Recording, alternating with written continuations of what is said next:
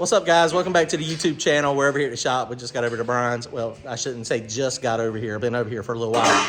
We just retorqued the heads. Decided I didn't want to show y'all that again. I just showed y'all last night. The time lapse is kind of boring, but I'll show you what we did. So tonight, the plan is to get this thing fired up, hopefully.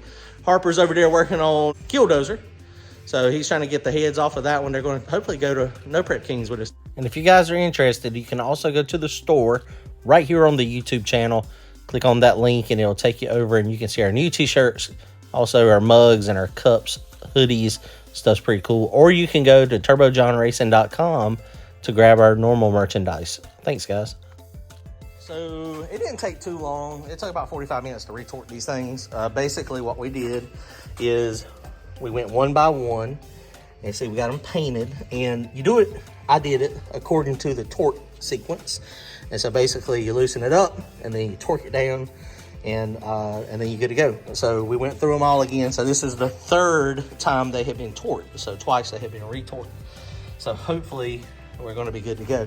So now we are going to throw you on time lapse, and we're going to try to get the rocker arms on it real fast. When you're putting the rocker arms on it, you just have to be careful. The way these rocker arms are, they're shaft rockers. So it is critical that it be on the compression stroke.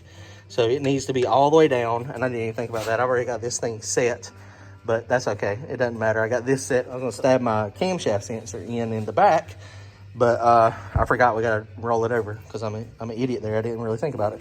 But so roll it over. We'll roll it over by hand up here. Get it so that we'll leave the intake off of it first, and then get it down so all those are on. And then when you torque these down, when you tighten them down, you don't have any issues. If you try to put your rocker arms on that are on a shaft, that when you have one of them up like this, I've had some success of getting them on and off doing that, but there's also a real good chance that you're gonna break the shaft. Been there, done that, and it's not good. Okay, let's get this thing on.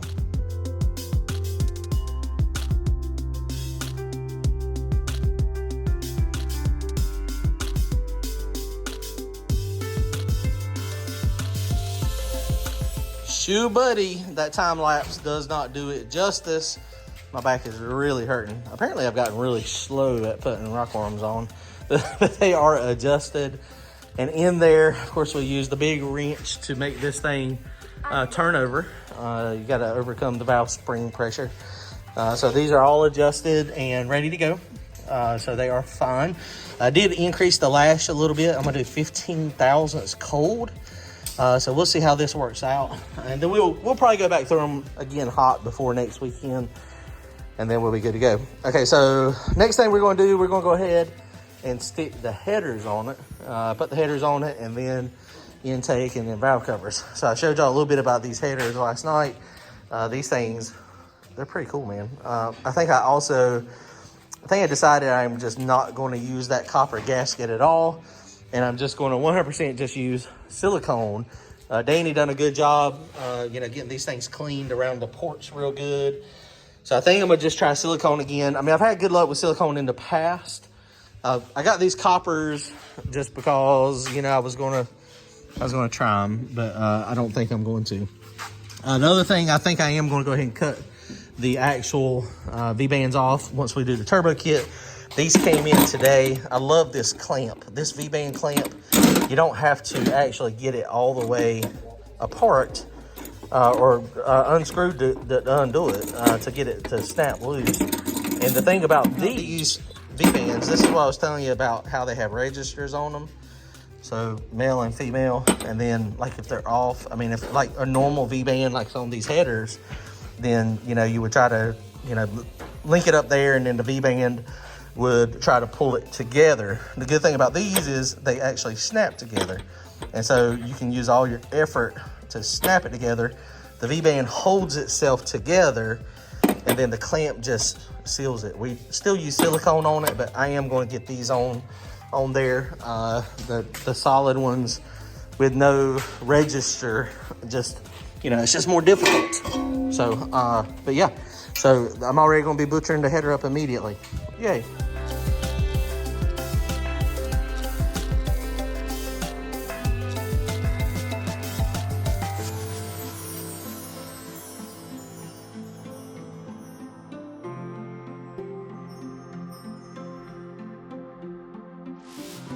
Okay, so we're getting a lot closer.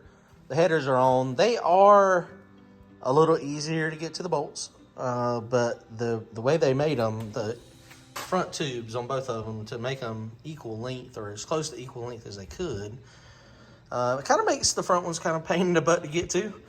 They fit really nice though, honestly. They really do. They are not bad looking. They are definitely a little bit further away from the head. So that is going to do what I was hoping as far as give us a little bit more valve cover clearance. So rocker arms on and adjusted, intake is on and torque down. So now we're almost ready to crank it. We might be able to crank it tonight. It's a little bit after 10 o'clock.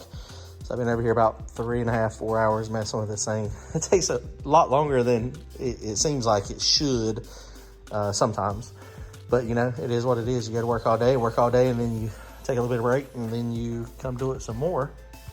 So all I got left to do, put the valve covers on it. I've got to stab the cranksink in there. I've got to move this again. So basically what I got to do is I got to number 1 cylinder over here.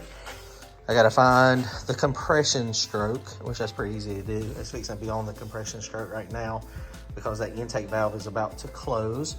So find the compression stroke. Once you get the compression stroke, back this thing up to 195-ish, somewhere between 180, 195 degrees before top dead center.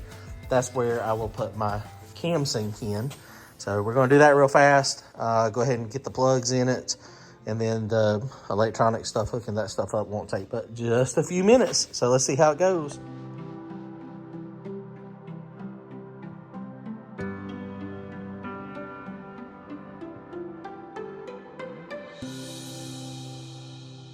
Okay, so we got the fuel line hooked up. It took me a little while to hunt a cap for my oil feed. That's very important. The oil drain line is up here. That's important to have up out of the way as well. So I've got this fitting loose on the fuel pump here. And so this, I put it in there, but just leave it loose. So what I'm gonna do is I'm gonna just go turn it over, and we're gonna watch oil hopefully come out of all the rocker arms. And then we're also going to have fuel come out up here. So once we get that, then we will be almost ready to crank it.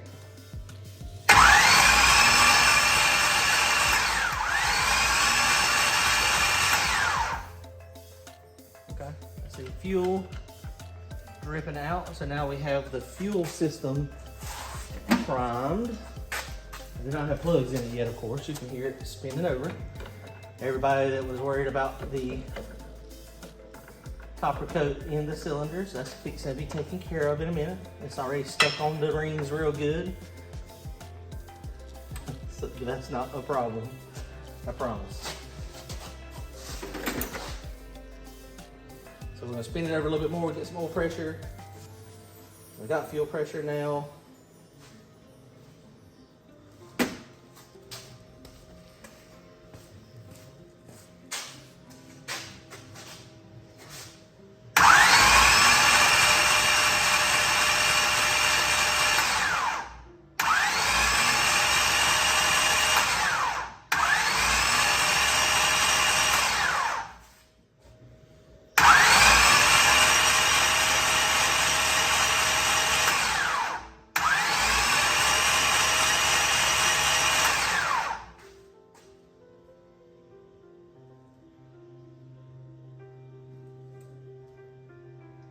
Okay, I got some now.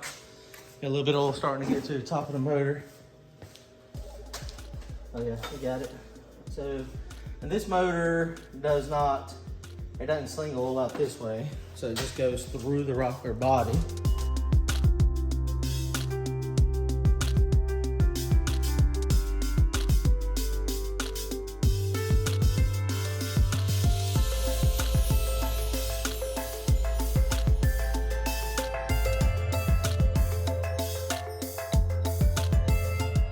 All right, guys, here we go. We're ready for first fire up.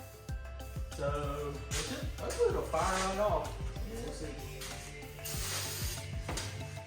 All right.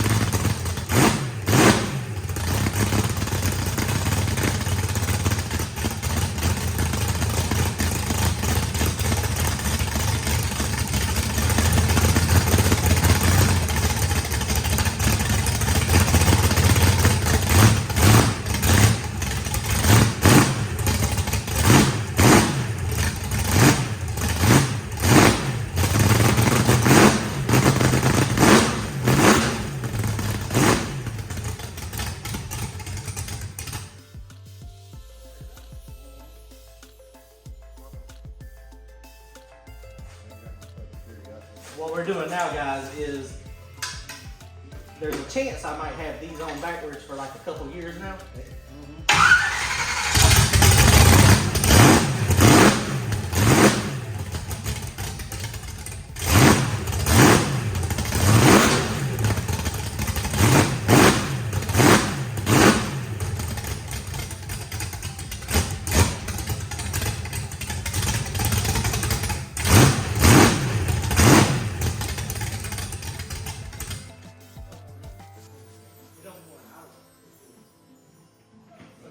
Maybe I crossed them up. Maybe this tag right here is wrong. Okay, let's switch them back. That sounds about the same. It sounded almost identical.